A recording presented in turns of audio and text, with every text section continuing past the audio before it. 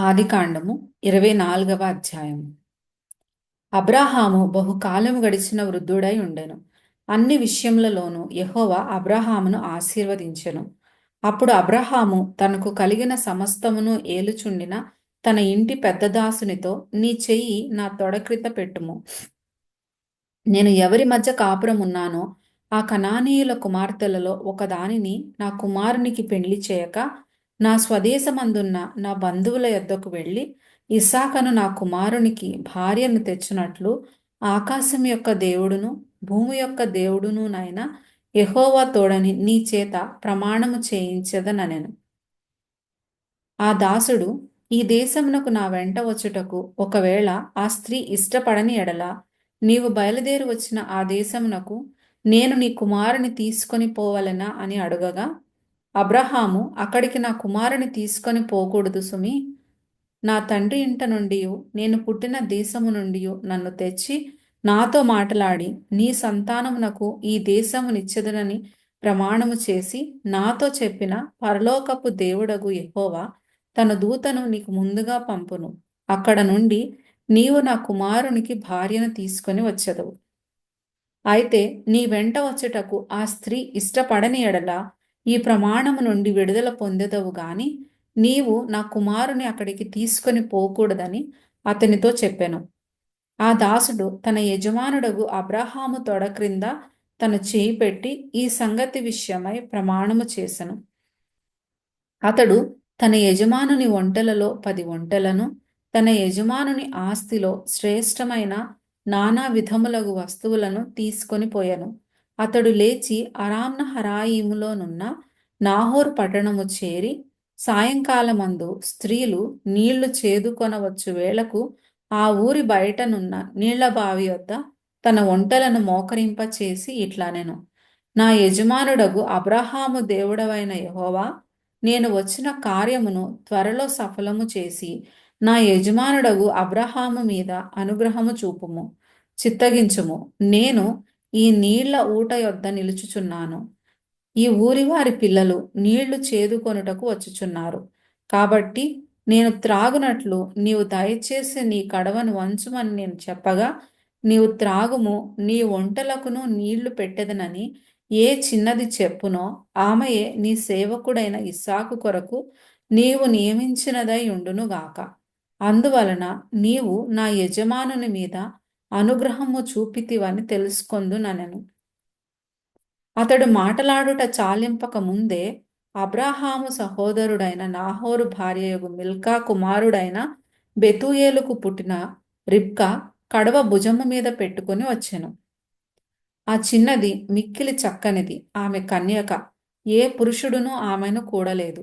ఆమె ఆ బావిలోనికి దిగిపోయి కడవను నీళ్లతో నింపుకొని ఎక్కిరాగా, ఆ సేవకుడు ఆమెను ఎదుర్కొనుటకు పరిగెత్తి, నీ కడవలో నీళ్లు కొంచెము నన్ను దయచేసి త్రాగనిమ్మని అడిగెను.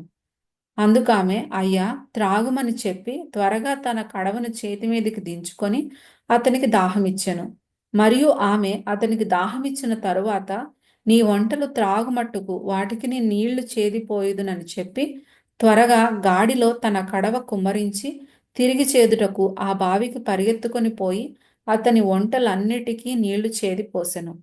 ఆ మనుష్యుడు ఆమెను తేరి చూచి తన ప్రయాణమును యెహోవా సఫలము చేసెనో లేదో తెలుసుకొనవలనని ఊరకుండెను. ఒంటెలు త్రాగుట అయిన తరువాత ఆ మనుష్యుడు 1/2 తులము ఎత్తుగల బంగారపు ముక్కు కమ్మిని, ఆమె చేతులకు 10 తులముల ఎత్తుగల 2 బంగారు కడియములను తీసి, నీవు ఎవరి కుమార్తెవు?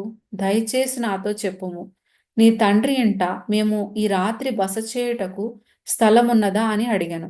అందుకామె, నేను నాహోరుకు మిల్కా కనిన కుమారుడగు బెతూయేలు కుమార్తెననెను. మరియు ఆమె, మా యొద్ద చాలా గడ్డియు మేతయు రాత్రి బస చేయుటకు స్థలమును ఉన్నవనగా, ఆ మనుష్యుడు తన తల వంచి యెహోవాకు మ్రొక్కి, అబ్రాహామును నా యజమానుని దేవుడైన యెహోవా స్తుతింపబడునుగాక. ఆయన నా యజమానునికి తన కృపను తన సత్యమును చూపుట మానలేదు. నేను త్రోవలో ఉండగానే యెహోవా నా యజమానుని బంధువుల ఇంటికి నన్ను నడిపించెననెను. అంతటా ఆ చిన్నది పరిగెత్తుకుని పోయి ఈ మాటలు తన తల్లి ఇంటి వారికి తెలిపెను. రిబ్కాకు లాబానను ఒక సహోదరుడుండెను. అప్పుడు లాబాను ఆ బావి దగ్గర వెలుపటనున్న ఆ మనుష్యుని యొద్దకు పరిగెత్తుకొని పోయెను.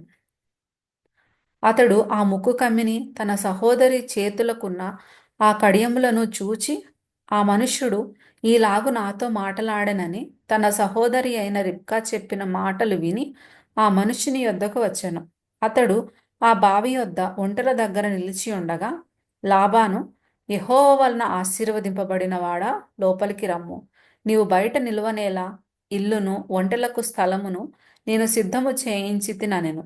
ఆ మనుష్యుడు ఇంటికి వచ్చినప్పుడు లాబాను ఒంటెల గంతలు విప్పి ఒంటెలకు గడ్డియు మేతయు కాళ్ళు కడుగుకొనుటకు అతనికిని అతనితో కూడా నున్నవారికిని నీళ్లు ఇచ్చి అతనికి భోజనము పెట్టించెను గాని అతడు, నేను వచ్చిన పని చెప్పక మునుపు భోజనము చేయననగా లాబాను చెప్పుమనెను.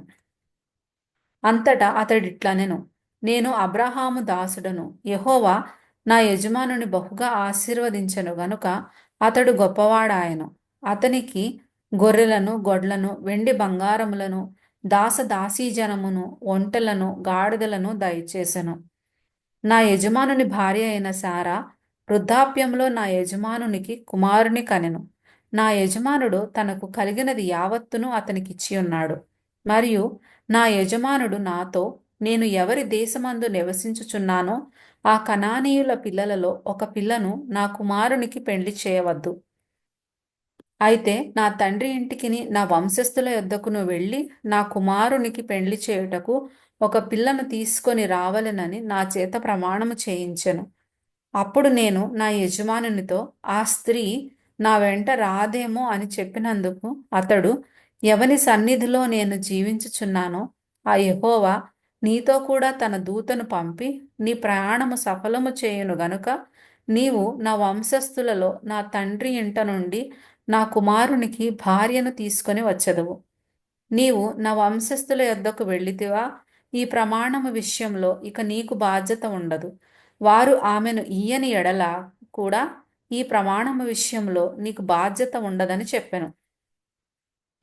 నేను నేడు ఆ బావి యొద్దకు వచ్చి, అబ్రహామును నా యజమానుని దేవుడవైన యెహోవా నా ప్రయాణమును నీవు సఫలము చేసిన ఎడల నేను ఈ నీళ్ల బావి యొద్ద నిలిచి ఉండగా నీళ్లు చేదుకొనుటకు వచ్చిన చిన్నదానితో నేను, నీవు దయచేసి నీ కడవలో నీళ్లు కొంచెము నన్ను త్రాగనిమ్మని చెప్పునప్పుడు, నీవు త్రాగుము, నీ ఒంటెలకును చేదిపోయేదునని ఎవైతే చెప్పునో ఆమెయే నా యజమానుని కుమారునికి యెహోవా నియమించిన పిల్లయ్యై ఉండును గాకని మనవి చేసుకొంటిని.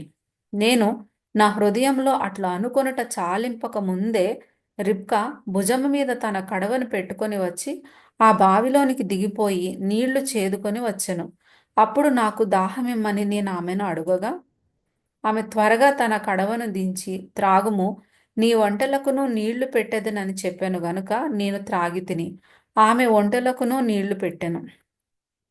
అప్పుడు నేను, నీవు ఎవరి కుమార్తెవని అడిగినందుకు ఆమె, మిల్కా నాహోరునకు కనిన కుమారుడగు బెతూయేలు కుమార్తెనని చెప్పినప్పుడు నేను ఆమె ముక్కుకు కమ్మియును ఆమె చేతులకు కడియములను పెట్టి నా తల వంచి యెహోవాకు మ్రొక్కి, అబ్రహామును నా యజమానుని దేవుడైన యెహోవాను స్తోత్రము చేసి తిని.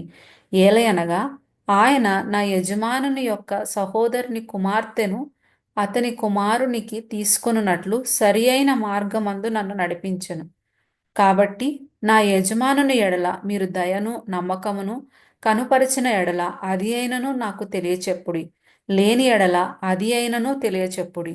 అప్పుడు నేను ఎటు పోవలెనో అటు పోయేదనగా లాబానును బెతూయేలును, ఇది యెహోవా వలన కలిగిన కార్యము, మేమైతే అవునని గాని కాదని గాని చెప్పజాలము.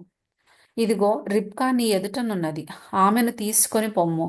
యెహోవా సెలవిచ్చిన ప్రకారము ఈమె నీ యజమానుని కుమారునికి భార్య అగునుగాకని ఉత్తరమిచ్చిరి. అబ్రహాము సేవకుడు వారి మాటలు విని యెహోవాకు సాష్టాంగ నమస్కారము చేసెను. తరువాత ఆ సేవకుడు వెండి నగలను బంగారు నగలను వస్త్రములను తీసి రిబ్కాకు ఇచ్చెను. మరియు అతడు ఆమె సహోదరునికి తల్లికిని విలువగల వస్తువులు ఇచ్చెను. అతడును అతనితో కూడానున్న మనుష్యులను అన్నపానములు పుచ్చుకొని అక్కడ ఆ రాత్రి అంతయు నుండిరి. ఉదయమున వారు లేచినప్పుడు అతడు, నా యజమానుని యొద్దకు నన్ను పంపించుడని చెప్పగా, ఆమె సహోదరుడును ఆమె తల్లియు, ఈ చిన్నదాని 10 దినములైనను మా యొద్ద ఉండనిమ్ము, ఆ తర్వాత ఆమె వెళ్ళవచ్చుననిరి. అప్పుడతడు, యెహోవా నా ప్రయాణమును సఫలము చేసెను గనుక నాకు తడవు కానీయక నన్ను పంపించుడి, నా యజమానుని యొద్దకు వెళ్ళెదనని చెప్పినప్పుడు వారు ఆ చిన్నదానిని పిలిచి ఆమె ఏమనునో తెలుసుకొందమని చెప్పుకొని రిబ్కాను పిలిచి, ఈ మనుష్యునితో కూడా వెళ్ళెదవా అని ఆమెను అడిగినప్పుడు వెళ్ళెదననెను. కాబట్టి వారు తమ సహోదరి అయిన రిబ్కాను, ఆమె దాదిని, అబ్రహాము సేవకుని, అతనితో వచ్చిన మనుషులను సాగనంపినప్పుడు వారు రిబ్కాతో, మా సహోదరి, నీవు వేల వేలకు తల్లివగుదువుగాక, నీ సంతతి వారు తమ పగవారి గవినిని స్వాధీనపరచుకొందురుగాక అని ఆమెను దీవించగా, రిబ్కాయు ఆమె పనికత్తెలను లేచి ఒంటెలనెక్కి ఆ మనుష్యుని వెంబడి వెళ్ళిరి. అట్లు ఆ సేవకుడు రిబ్కాను తోడుకొని పోయెను. ఇస్సాకు బెయేర్ లాహాయిరోయి మార్గమున వచ్చి దక్షిణ దేశమందు కాపురముండెను. సాయంకాలంన ఇస్సాకు పొలములో ధ్యానింప బయలు వెళ్ళి కన్నులెత్తి చూచినప్పుడు ఒంటెలు వచ్చుచుండెను. రిబ్కా కన్నులెత్తి ఇస్సాకును చూచి ఒంటె మీద నుండి దిగి, మనలనెదుర్కొనుటకు పొలములో నడుచుచున్న ఆ మనుష్యుడెవరని దాసుని నడుగగా ఇతడు నా యజమానుడని చెప్పెను గనుక ఆమె ముసుగు వేసుకొనెను. అప్పుడు ఆ దాసుడు తాను చేసిన కార్యములన్నీయు ఇస్సాకుతో వివరించి చెప్పెను. ఇస్సాకు తల్లి అయిన శారా గుడారంలోనికి ఆమెను తీసుకొని పోయెను. అట్లు అతడు రిబ్కాను పరిగ్రహింపగా ఆమె అతనికి భార్య ఆయను. అతడు ఆమెను ప్రేమించెను. అప్పుడు ఇస్సాకు తన తల్లి విషయమై దుఃఖ నివారణ పొందెను.